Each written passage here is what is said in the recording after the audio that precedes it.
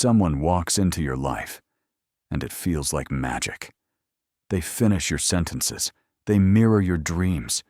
They make you feel like finally, someone understands you. But here's the chilling truth. What if that person isn't real? Not in the way you think? What if every smile, every promise, every "I love you" isn't who they are, but who they need to be, to get what they want from you?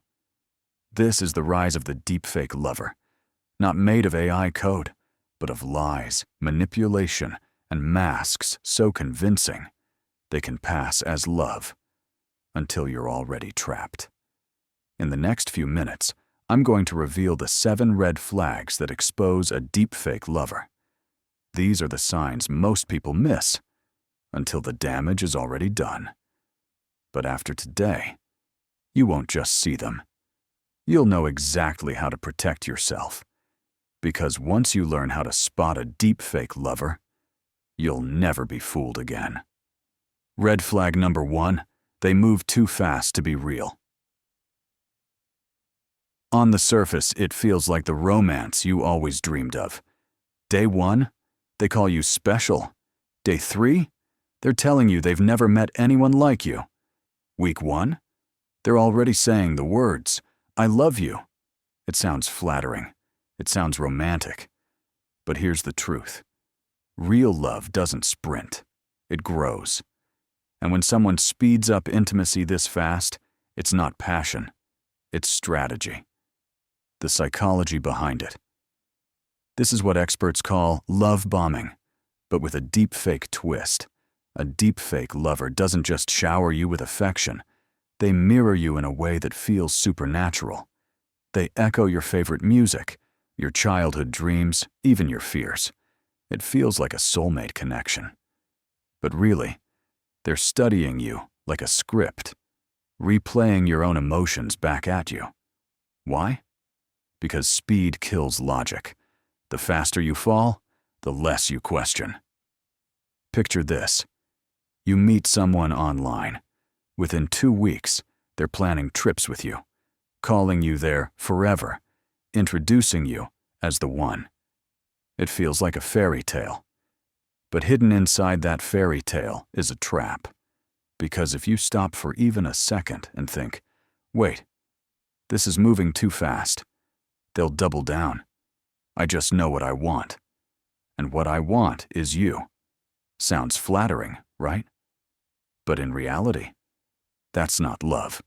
That's programming, conditioning you to believe this pace is normal. Why this is dangerous and moving too fast creates emotional dependency. Your brain releases dopamine, pleasure chemicals, at every "I love you," every grand gesture. And soon, you're addicted to the high, which means when they later withdraw affection, you'll chase it harder, like a drug you can't live without. That's the real play here. They're not just rushing love, they're setting you up for withdrawal. Ask yourself, does this person know the real me or just the parts I've shown?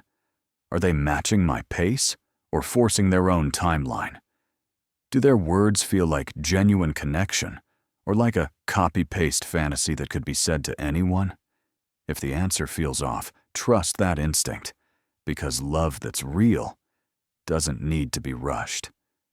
So, if someone is already talking forever after a week, don't just melt into it. Ask yourself, are they falling for me? Or are they building a mask so perfect that I'll fall before I see the cracks? Now, here's where the mask starts to slip. They tell you about their life, where they work, where they've traveled, the kind of family they have. And at first, it sounds perfect, almost too perfect.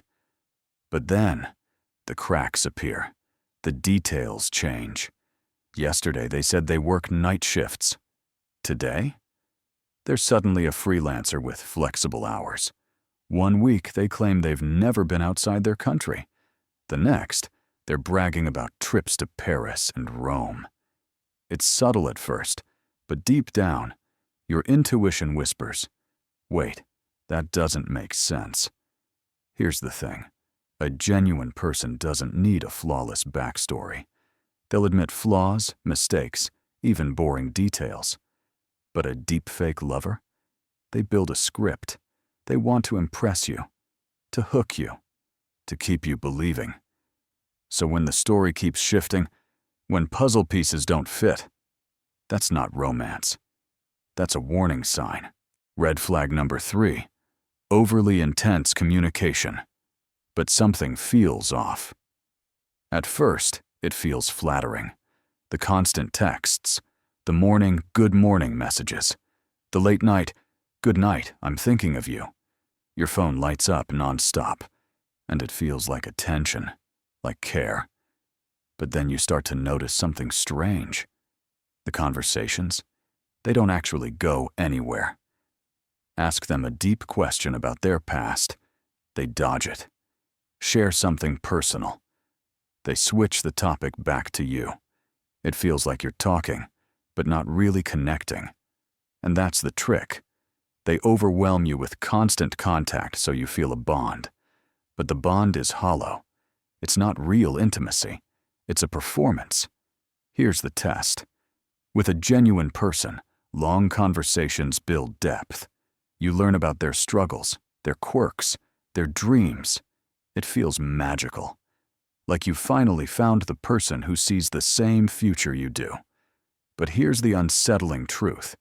This isn't a vision. It's bait. This tactic has a name. Future faking. A manipulator paints the perfect future because it makes you emotionally invest faster than you normally would. It's like handing you a movie script where you're the star, and before you know it, you're desperate to play the role. But here's the catch. Their actions never match their promises. They'll say, I can't wait for us to travel the world together. But they won't even plan a simple weekend with you.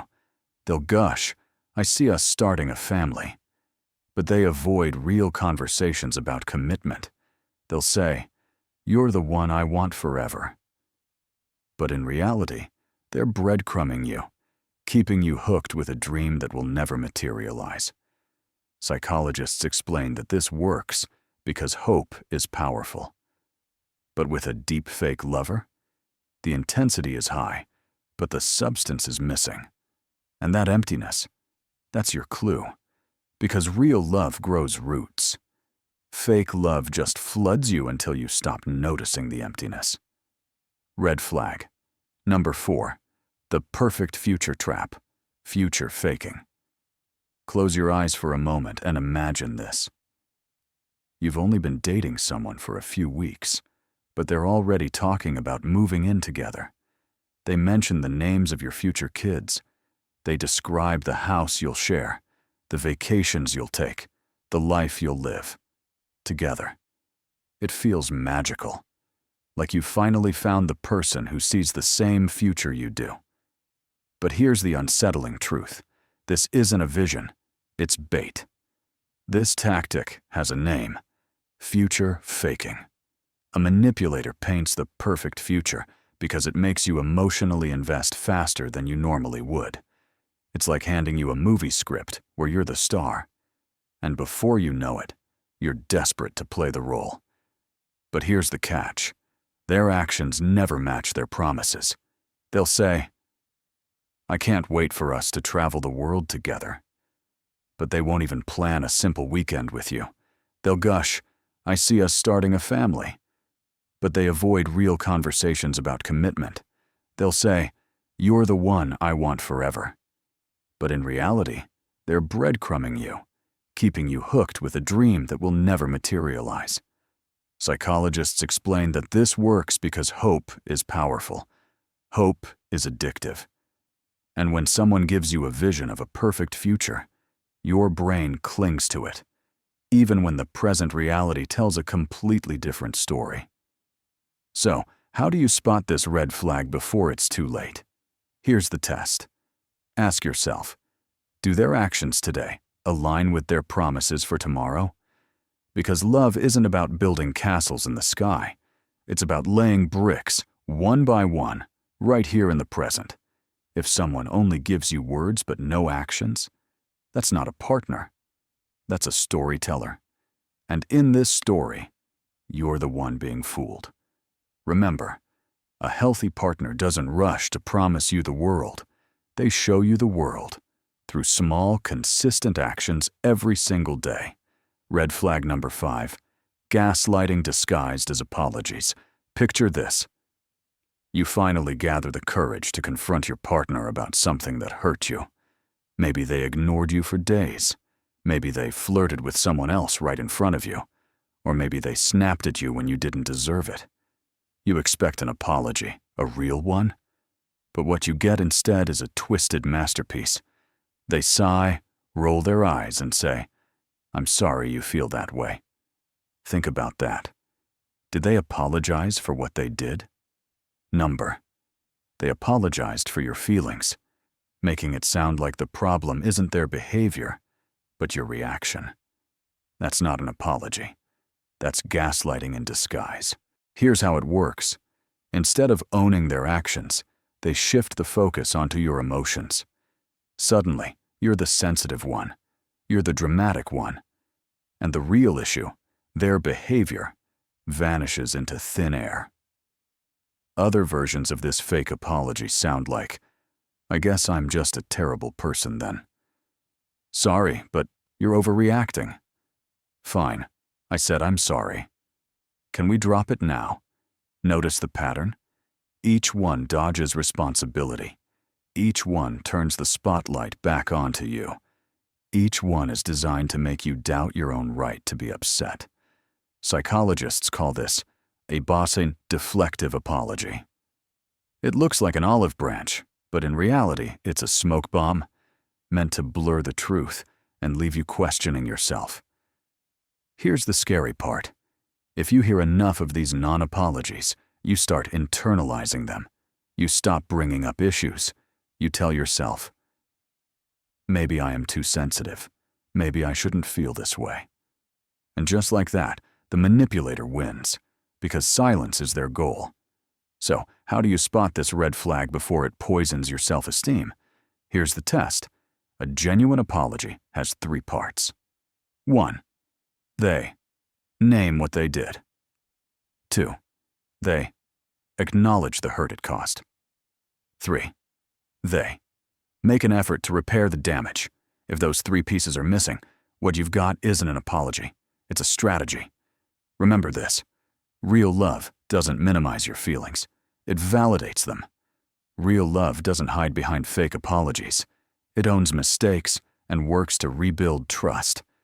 So the next time someone says, "I'm sorry you feel that way," don't take it as peace. Take it as a warning sign. Because healthy relationships heal wounds. They don't cover them with excuses. It evolves. It intensifies. It's designed to pull you in deeper until you can't see the way out. So let's break this down into 3 phases. And as I explain, try asking yourself, which phase sounds the most familiar to me? Phase 1. The hook, the perfect illusion. At the start, it feels like fate. They're your dream partner, constant attention, affectionate texts, compliments you didn't even know you craved. This is the love bombing stage. It's not just about making you happy. It's about making you dependent on the high. They learn your weaknesses fast. They figure out what compliments make you glow. And they give you just enough to make you addicted to their approval. Think of it like the trailer of a movie. Polished, exciting, irresistible. But here's the catch. Trailers are not the full film. Phase 2. The shift, confusion and control. Once they know you're hooked, the mask begins to slip. This is where gaslighting, stonewalling, and guilt-tripping kick in.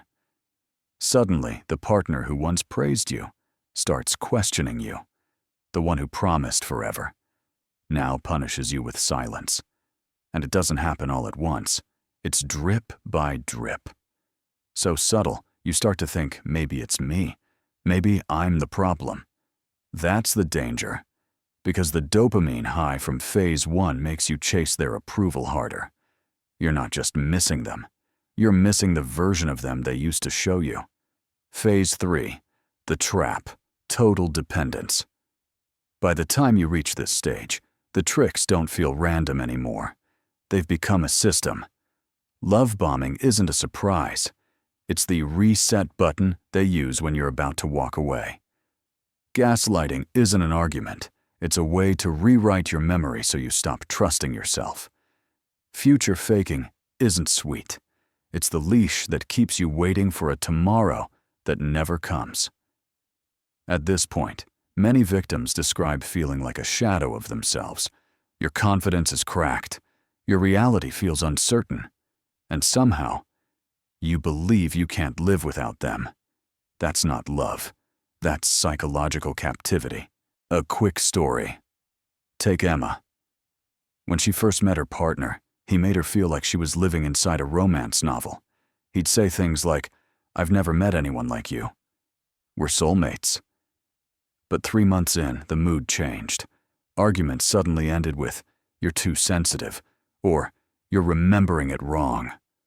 When Emma pulled back, he vanished for days. Then came back with flowers, apologies, and promises of a perfect future. 6 months later, Emma barely recognized herself. She wasn't confident, bubbly, or excited about life anymore. She was anxious, apologizing for things she never did, waiting on someone else's approval just to feel okay. This is what escalation looks like. It doesn't explode overnight. It creeps, it spreads, until you feel trapped. Because the cycle is the weapon.